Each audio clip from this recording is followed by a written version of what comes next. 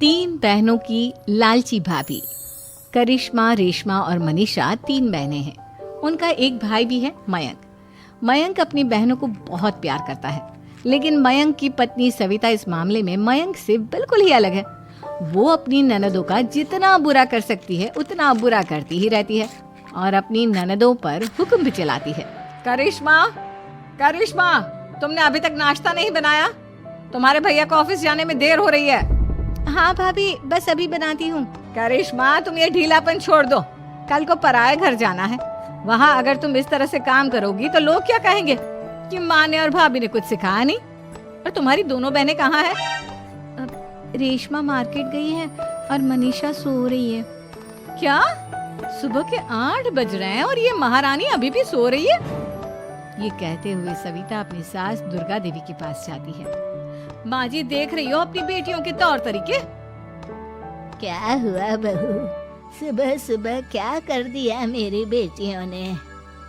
अरे एक तो अभी अभी उठकर किचन में गई है, दूसरी सुबह सुबह बाहर चली गई और तीसरी अभी तक सो रही है।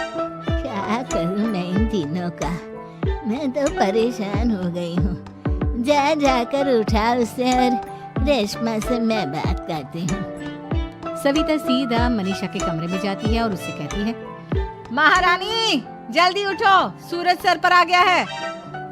भाभी थोड़ी देर और सोने दो ना, मैं रात को लेट सोई थी।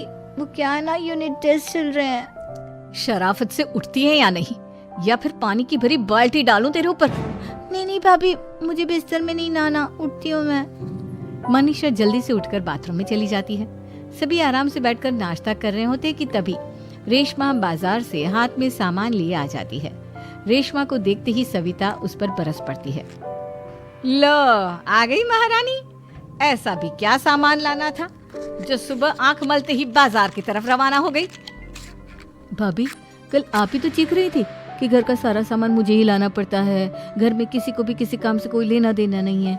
अब मैं बाजार जाकर सामान ले आई तो आपको इस बात से भी तकलीफ हो रही है? देख रही हो माँ जी, अपनी बेटी की जुबान कैंची से भी तेज चलती है। और मयंक, आप तो कुछ कहेंगे नहीं अपनी लाडली बहन को। रेशमा, अपनी भाभी से ऐसे बात नहीं करते। चलो माफी मांगो। भैया, मैं क्यों माफी मांगू?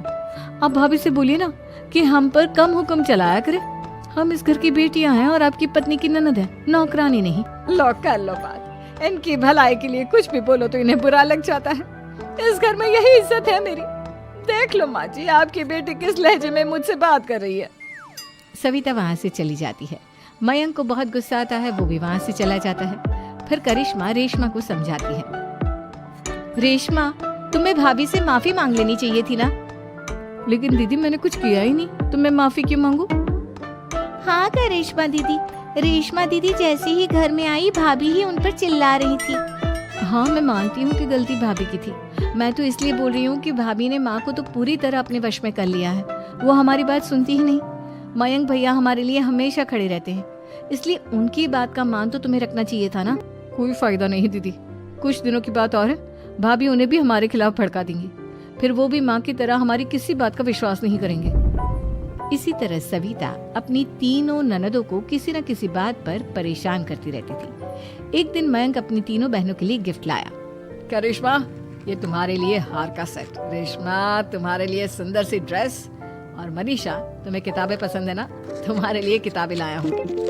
थैंक यू भैया। थैंक यू भैया। थैंक यू भैया। करिश्मा, तुम्हारा नेकलेस कितना सुंदर है। ये भैया कहाँ से ले आए होंगे? मैंने भैया को 3 दिन पहले फोन पर ये डिजाइन दिखाया था और आज भैया ये ले आए। सविता तो अपनी ननदों के गिफ्ट्स देखकर जल गई और करिश्मा का नेकलेस तो उसे भी बहुत पसंद आया था। अपनी बहनों के लिए कितना अच्छा नेकलेस लेकर आए हैं, मुझे कभी कोई गिफ्ट नहीं दिया। मैं आज ही ये हार चुरा लूंगी। रात में सविता करिश्मा का हार चुरा लेती है और इसी तरह उसे अपनी ननदों की जो भी चीज अच्छी लगती वो उसे मांगती नहीं, बल्कि रात के अंधेरे में चुरा लेती। इसी तरह दिन बीतते गए और सविता ने मयंक के दिल में भी उसकी बहनों के लिए नफरत पैदा कर दी। एक दिन मयंक ने करिश्मा और रेशमा के लिए रिश्ता देखा और ये बात उसने घर में सबको बताई। माँ, करिश्मा और रेशमा के लिए बहुत अच्छा रिश्ता आया है। वो लोग कल इन्हें देखने आ रहे हैं। आप और सविता मिलकर सारी तैयारी कर लेना। ये सुनकर करिश्मा और रेशमा खुश हो जाती हैं, लेकिन सविता सोचती है, अगर इन दोनों बहनों की शादी हो गई तो घर और बाहर का काम कौन करेगा? मनीषा तो एक नंबर की कामचोर है, उससे तो किसी बात की उम्मीद लगाना ही बेकार है। मुझे इस शादी को रोकना होगा। अगले दिन सभी लड़के वालों के स्वागत की तैयारी करने में लगे होते हैं। तभी मयंक अपनी बहनों से आकर कहता है, तैयार हो गई तुम दोनों?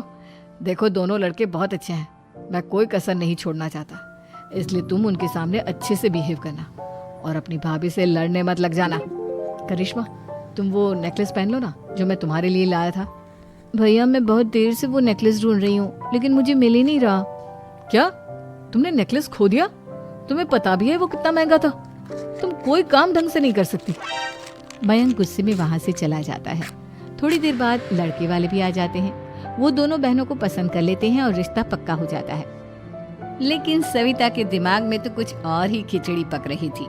वो पंडित जी के पास करिश्मा की कुंडली लेकर जाती है और उन्हें पैसे देकर करिश्मा की कुंडली बदलवा देती है। जब लड़के वालों के पास करिश्मा की कुंडली जाती है तो वो दुर्गा को फोन करते हैं। बहन जी, हमने करिश्मा की कुंडली अपने पंडित जी को दिखाई थी। आपकी बेटी की कुंडली नहीं बल्कि दोषों का पिटारा है। देखिए, मैं और मेरे पति इन सब बातों में बहुत विश्वास करते हैं, इसलिए हम आपकी बेटी से अपने बेटे की शादी नहीं करा सकते। इस तरह करिश्मा का रिश्ता टूट जाता है और सभी घर वालों को बहुत दुख होता है। अब कविता सोचती है, चलो करिश्मा का तो रिश्ता टूट गया, अब रेशमा का भी रिश्ता तोड़ना है। क्या करूं? अब सविता आवाज बदलकर किसी अननोन नंबर से रेशमा के होने वाले ससुराल में फोन करती है। हेलो, मैं कौन हूँ कौन नहीं ये आपके लिए जानना जरूरी नहीं। बस इतना सुन लो कि रेशमा का 2 साल से किसी के साथ अफेयर चल रहा है। बस रेशमा का रिश्ता तोड़वाने के लिए सविता का इतना कहना काफी था। अब रेशमा का भी रिश्ता टूट गया। मयंक और दुर्गा देवी ने रेशमा को खूब खरी खोटी सुनाई और उससे बार बार उस लड़के के बारे में पूछने लगे। आप दोनों मुझे क्यों परेशान कर रहे हो? अरे कोई लड़का होगा मेरी लाइफ में तो मैं बताऊंगी ना, जब कोई है ही नहीं तो कहाँ से लाऊं मैं कोई लड़का?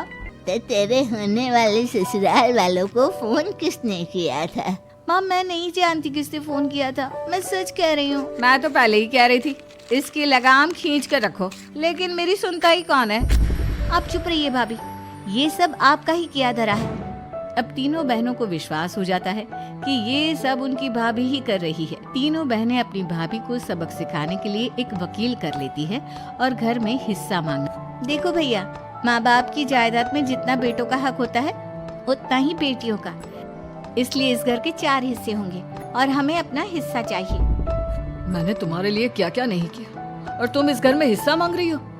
भैया, आप और माँ हम बहनों की कोई बात नहीं सुनते हो और भाभी हमारी शादी नहीं होने देगी क्योंकि उन्हें लगता है कि आप हमारी शादी में ज्यादा पैसा लगाओगे और उन्हें हम जैसी फ्री की नौकरानी कहाँ मिलेगी।